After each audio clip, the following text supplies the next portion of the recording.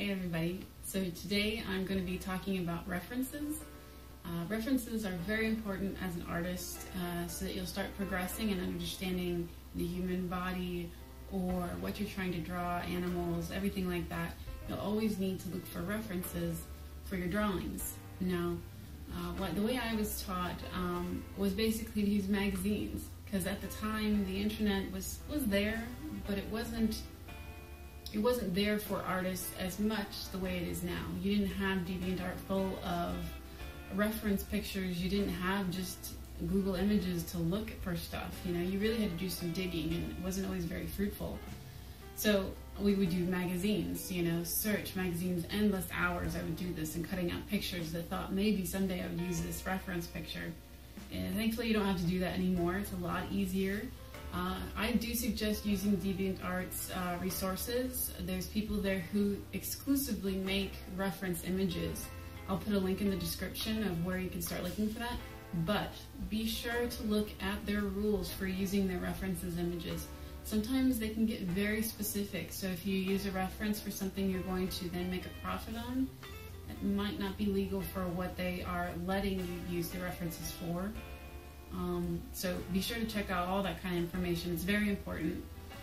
Now, for other references, things like fan art can start to get sketchy on what's legal and what's not. But I'll just do this to show you what I do. So the way I was first taught was the grid system for mapping out your pictures to transferring them to paper. So you would use this, which would be acetate, or this is like for, well, this used to be when we would do book reports in school, you'd have to deliver the papers in a nice thing like this, and it would have a, clamp on this side. Anyway, I'm not sure you can still get them, but they would come like this, long piece of paper, and so then you would grid out 1/2-inch squares with a ruler and a Sharpie. Take your time. And then you would take your reference picture, something like this, a photograph or whatever, stick it over there, and then you would count out how many squares you need it to be, and then transferring to your paper. So you could do 1/2-inch squares on your paper as well, or bump it up to full-inch squares, so you'd actually be enlarging the picture. But what gets difficult here, I'm sure you can see very well, this is a very small picture. It really wouldn't be great for the grid system. This is just an example, because everything is so small within that grid. You would be eyeballing it a lot, and if you're a beginner, that can get pretty rough. So for the grid system, do large pictures, things that will fill almost the entire page, because then the details fit into the squares much easier. And as you're looking square to square to square to draw what you see in each square, each box, it's much easier. So this is just the first learning method a lot of people teach. It's not my favorite. It works, but it takes forever, and it's a learning tool, and that's the way it should be used, really.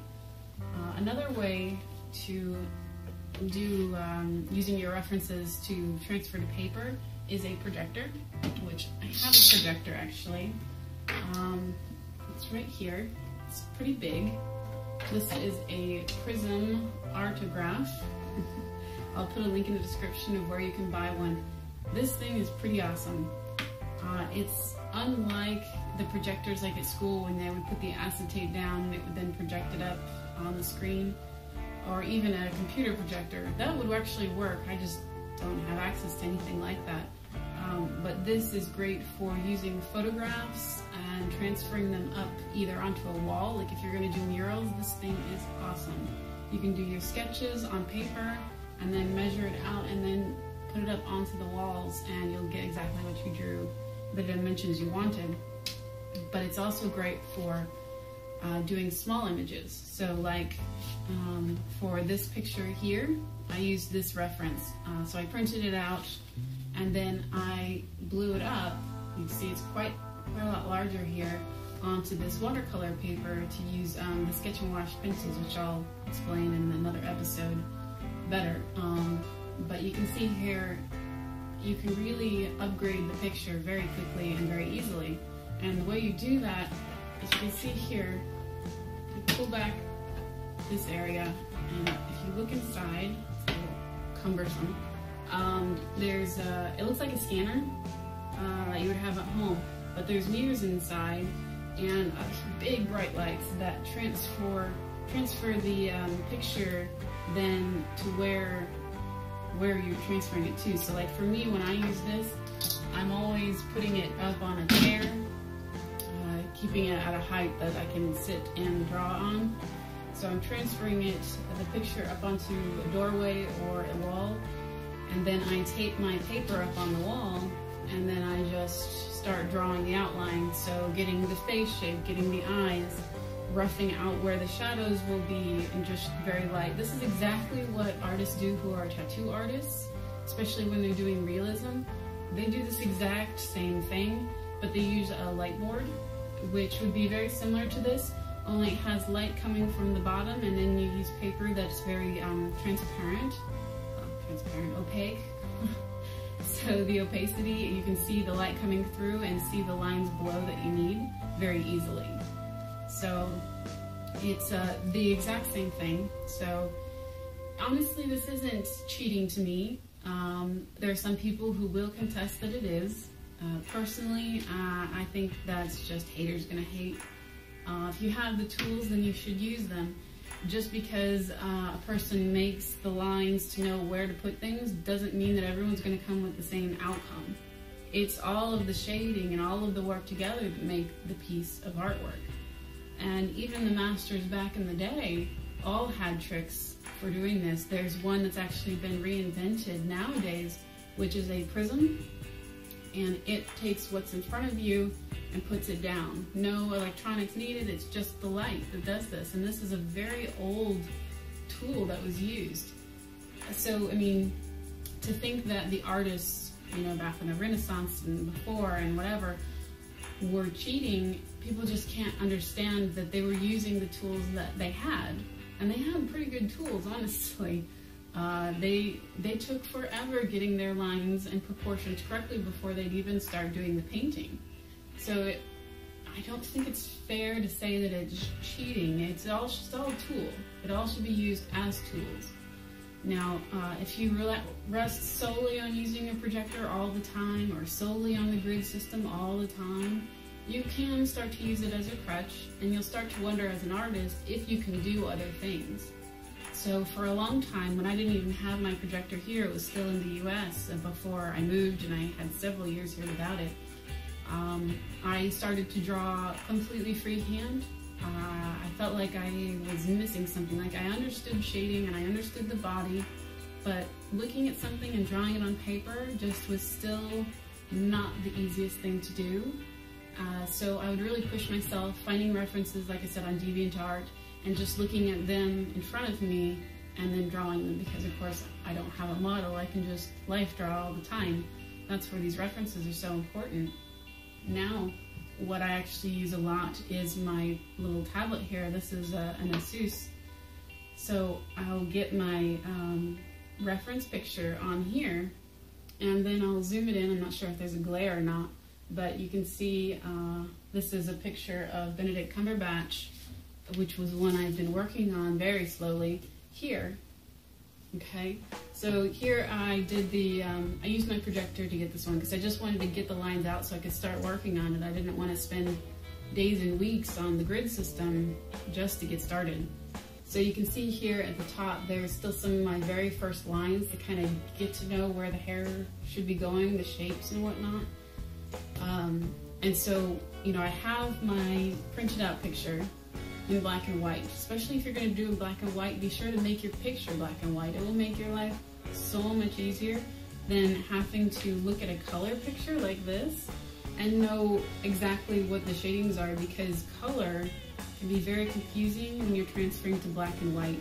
So if you can just turn it black and white and maybe mess with the levels and the brightness and contrast a little to get things pumped up a little, that will make your life so much easier.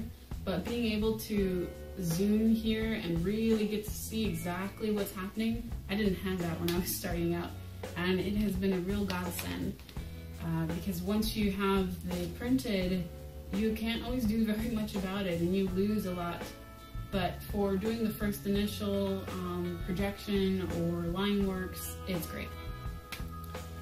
This is the box for the prism actually too, I'll show you. It also mentions using it for murals and paintings and everything like that.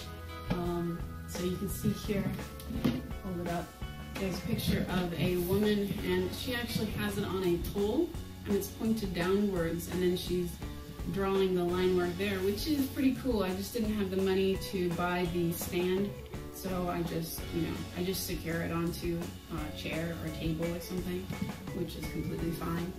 And then the lens here is pretty amazing. It's got a huge lens. It's really great. So you can zoom in and out very easily by pulling it in and out. So reverse it as to if you're zooming in or out, you need to flip it over, put it back in, and eventually you'll get the right sharpness. So it'll be fuzzy, fuzzy, fuzzy. You might need to pull it back, pull it in, move the position a little to get exactly what you're looking for.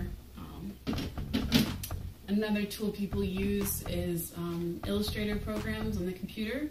They'll get their reference and put it on a layer behind and then create a new layer and then just trace over it with their mouse. Is very difficult, but I would suggest getting a stylus pen. Usually something from Wacom is suggested. I'll put a link to like a beginner one if you're really wanting to try to draw on the computer.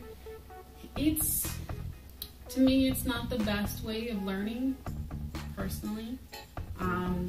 But going from traditional to digital is a great way to meet a gap. So if I do digital for weeks and weeks and weeks and then I go back to traditional, I'm better at traditional somehow.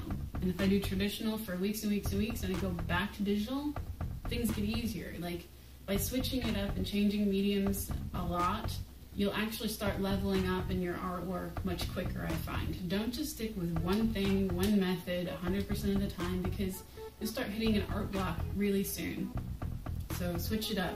Go from pencil to paintings to digital to oil painting, if you're really ambitious and want to invest in what's needed for that. But the easiest thing you can do, get a mechanical pencil, do the grid system, and it takes time, but you'll get there, and the more practice you do, the better you'll get. Now I do a lot of freehand. A lot of the things I have up on Etsy right now are freehand, and all of the sketch videos I do are freehand, because it's just quicker. Because I find a reference picture of a celebrity or character I'm trying to draw for each sketch video. I look at it on my computer in front of me, and I set up my paper with the camera, and I just sketch right there. I don't do any planning beforehand. I don't sketch it before so I get to know it. I just completely freehand it 100% of the time. So you can tell that my sketches aren't as perfect as something like this, but this I've spent hours and hours and hours on before I go to bed. At least 2 to 3 hours every night I've been spending on it, and it's still not perfect. But it takes time if you really want to perfect your artwork. But references are the most important thing. Now, I'd love to hear what you have to say about using these tools and how you feel about them. It's a very controversial thing. I know for a lot of artists who find out that someone was using a projector or the grid system or copying it, it's not really copying. I mean, you're learning, you're understanding a person's face, you're understanding the body, you're understanding so much, and without these tools, it's very hard to do. And especially a lot of artists are self-taught, especially in the internet. Art school is really expensive. I didn't go to art school. When I was in college, I continued with as many art courses as I could while trying to get the 2-year liberal arts degree, which sounds like it's related to arts, but it's honestly just all the basic college level classes you have to take. So, I suggest just keep on doing it. Find as many tutorials as you can. Use references, sketch, draw. Everything doesn't have to be a finished, polished artwork, Looking at references and just trying to sketch the bodies. Try and limit yourself to a 20-minute sketch or a 30-minute sketch, and then just leaving it. You'll learn a lot by just doing a drawing and stepping away from it. So, If you have any other questions or comments about this video, or you want to suggest others, please go ahead. If you would like to become one of my patrons on Patreon, I'll put a link below. I would love that. All of them are very special to me, and that's the best access you have to me. I respond to them first. I listen to what they have to say first. So if you have direct requests that you'd like me to do for the sketch videos or for these videos, which are art related, which I do 2 a month on these, please become a patron. Even for $1, you'll get direct access to me for a month. So highly suggest that. All the other social media links are below as normal. And I hope you like and subscribe. And I'll see you at the end of the month for the other art video, which I plan to go over sketch and wash pencils by Generals using the Aquash brush by Pencil. So check in for that later at the end of the month, and I'll see you then. Bye.